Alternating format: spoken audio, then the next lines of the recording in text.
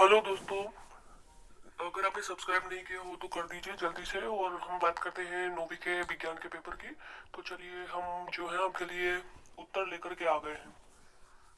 तो हमारा जो पहला सही विकल्प है उसका उत्तर आएगा Mg। दूसरा जो है इसका उत्तर आएगा NaCl। तीसरा रॉबर्ट हुक। चौथा Mv²। पांचवा लाइसोसोम। छठा क्लोरोफिल।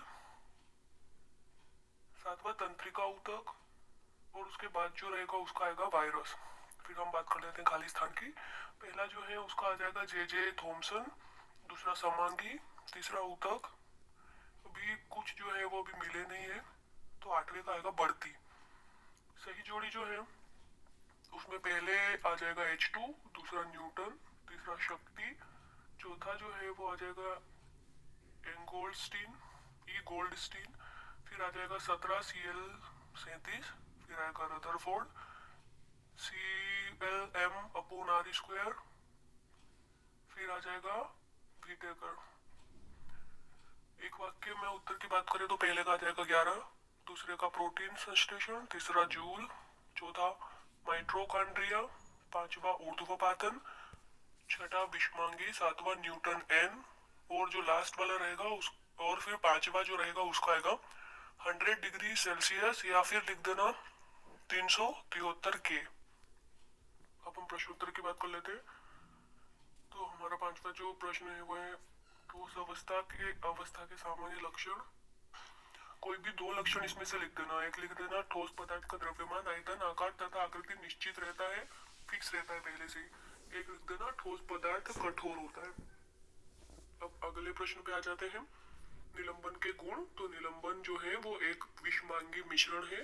निलंबन के कणों को नंगे आंखों से देखा जा सकता है। ये निलंबित कण प्रकाश की किरण को फैला देते हैं जिससे उसका मार्ग दृष्टिगोचर हो जाता है। अगला तत्व किसे कहते हैं। तो इसमें आ जाएगा तत्व ऐसे उन शुद्ध पदार्थों को कहते हैं जो केवल एक ही तरल के परमाणुओं से बने होते हैं या जो ऐसे परमाणुओं से बने होते हैं जिनके नाभिक में समान संख्या में प्रोटॉन होते हैं। और एग्जाम्पल भी दे सकते हैं इसके हाइड्रोजन नाइट्रोजन ये सब।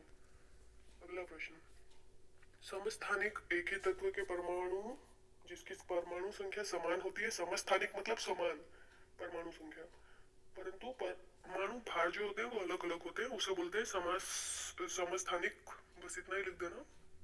अगला प्रश्न इसमें दो जो है ऊतक के नाम लिख देना। उपकला ऊतक, संयोजी ऊतक। इसमें 4-5 मैंने आपको दिए हैं, जो आपको याद हो जाए वो दो लिख देना। अगला प्रश्न रेखित पेशी किसे कहते हैं। तो इसमें जो है अपना बांस के जैसे बनाने का रहेगा, उसमें फिर नाम लिखना रहेगा। हल्की पट्टी, ऊपर हल्की पट्टी होती है, नीचे गहरी पट्टी होती है। अगला प्रश्न एक समान वृत्तीय गति किसको कहते हैं। जब कोई वस्तु एक निश्चित बिंदु को केंद्र मानकर उसके चारों ओर वृत्तीय पथ पर एक समान चाल से चलती रहे उसको बोलते हैं एक समान वृत्तीय गति। अगला प्रश्न विस्थापन किसे कहते हैं। किसी विशेष दिशा में चली गई दूरी को ही विस्थापन कहते हैं। इसमें खाली डेफिनेशन ही लिख रही है तो सिर्फ डेफिनेशन भी लिखेंगे तो चलेगा। और अगर आप ये डायग्राम बना देते हो तो इससे उनको ज्यादा अच्छा लगेगा दिखने में। अगला प्रश्न है द्रव्यमान और भार में अंतर। तो किसी वस्तु में उपस्थित पदार्थ की मैं आपको बहुत सारे ऑप्शंस दे रहा हूँ ताकि आप इसमें से कोई भी दो याद कर लें। द्रव्यमान शून्य नहीं होता, पृथ्वी के केंद्र पर भार शून्य हो जाता है। एक लिख देना इसकी कोई दिशा नहीं होती, इस राशि का निर्दिष्ट दिशा होती है। गुरुत्वीय बल किसको कहते हैं। तो अगर डायरेक्ट यहाँ से लिखोगे ना उन दो पिंडों में से एक पिंड पृथ्वी का हो तो उनके मध्य कार्य करने वाले गुरुत्वाकर्षण बल को गुरुत्वीय बल कहते हैं तो भी चलेगा। या फिर पहले गुरुत्वाकर्षण बल किसको कहते हैं उसको लिख करके और फिर ये वाली लाइन लिख देना तो भी चलेगा। अगला प्रश्न है रदरफोर्ड का परमाणु मॉडल।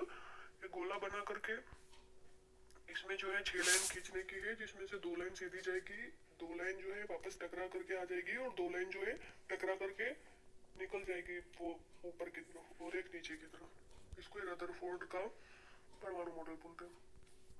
अगला प्रश्न है पादप कोशिका किसे कहते हैं। इसमें पादप कोशिका का चित्र बना करके और 3-4-5 नाम याद रख लेना और कोई भी 5 नाम इसमें से लिख देना। अगला प्रश्न पादप कोशिका एवं जंतु कोशिका में अंतर। तो पादप कोशिका और जंतु कोशिका के आपको यहाँ पे 5 अंतर दिए हैं, कोई भी 4 अच्छे से याद करके और लिख देना। कोशिका भित्ति पाई जाती है, जंतु में नहीं पाई जाती है। पादप में हरित लवक पाए जाते हैं, जंतु में नहीं पाए जाते हैं। पादप में सेंट्रोसोम उपस्थित होते हैं, जंतु में सेंट्रोसोम उपस्थित होते हैं और पादप में नहीं होते हैं। पादप में रिक्तिकाएं बड़ी तथा संख्या में कम होती है, जंतु जो होती है उसमें रिक्तिकाएं छोटी तथा संख्या में अधिक होती है। पादप कोशिका जो है केंद्रक परिधि की ओर होता है और जंतु में अधिकांश जंतु कोशिकाओं के केंद्रक में होता है। अगला प्रश्न है संक्रामक रोग और असंक्रामक रोग किसे कहते हैं? तो संक्रामक रोग वो होते हैं जो कि किसी व्यक्ति को छूने से उसको भी संक्रमित कर देता है, मतलब जो प्रत्यक्ष रूप से एक व्यक्ति से दूसरे व्यक्ति को संक्रमित करता है। एग्जाम्पल के लिए मलेरिया, हैजा, क्षय रोग, पीलिया, ये सब। असंक्रामक रोग होता है प्रत्यक्ष रूप से संक्रमित नहीं करता, उच्च रक्तचाप, हृदय रोग, ये सब। अगला प्रश्न है हमें नाइट्रोजन, हाइड्रोजन, ऑक्सीजन, मैग्नीशियम का बताना है क्रमांक। तो नाइट्रोजन का 7 होता है, हाइड्रोजन का 1 होता है, ऑक्सीजन का 8 और मैग्नीशियम का 12। अगला प्रश्न है यौगिक और मिश्रण में अंतर लिखना है। तो यौगिक और मिश्रण में कोई भी अंतर लिख देना है। इसके अंदर से यौगिक में उपस्थित परमाणु एक निश्चित संख्या में संयोग करते हैं और मिश्रण में जो है अनुपात में मिलाने से बनता है। यौगिक का रासायनिक संगठन निश्चित होता है और इसका संगठन निश्चित नहीं होता है। यौगिक में बने यौगिक के गुण मूल पदार्थों से एकदम भिन्न होते हैं और मिश्रण में मूल अवयव अपने गुणों से बनाए जाते हैं। चौथा जो है मूल पदार्थों को भौतिक विधियों द्वारा अलग नहीं किया जा सकता और इसमें किया जा सकता है। पक्षी वर्ग जो है इसके बारे में आप 4 लिख देना। जैसे कि एक हो गया इस वर्ग के जंतु अंडे देते हैं। एक हो गया इसमें दुग्ध ग्रंथियां नहीं होती, इसके शरीर परों से ढके होते हैं तथा त्वचा पर सफेद और तेल ग्रंथियां नहीं होती, इसमें दांत रहित चोंच होते हैं, इसमें कर्ण पल्लव नहीं होते हैं, इनकी हड्डियां खोखली होती है तथा इनमें वायु भरे होते हैं।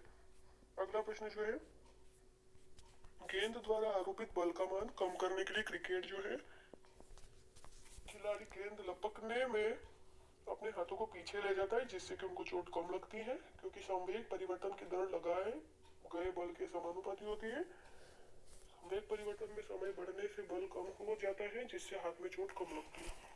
तो दोस्तों जल्दी जल्दी आप सबका स्क्रीनशॉट लेकर के अच्छे से तैयारी कर लीजिए। आप सबको पेपर के लिए बेस्ट ऑफ लक। आप जल्दी से इसको लाइक, शेयर, कमेंट और सब्सक्राइब करना ना भूलिए।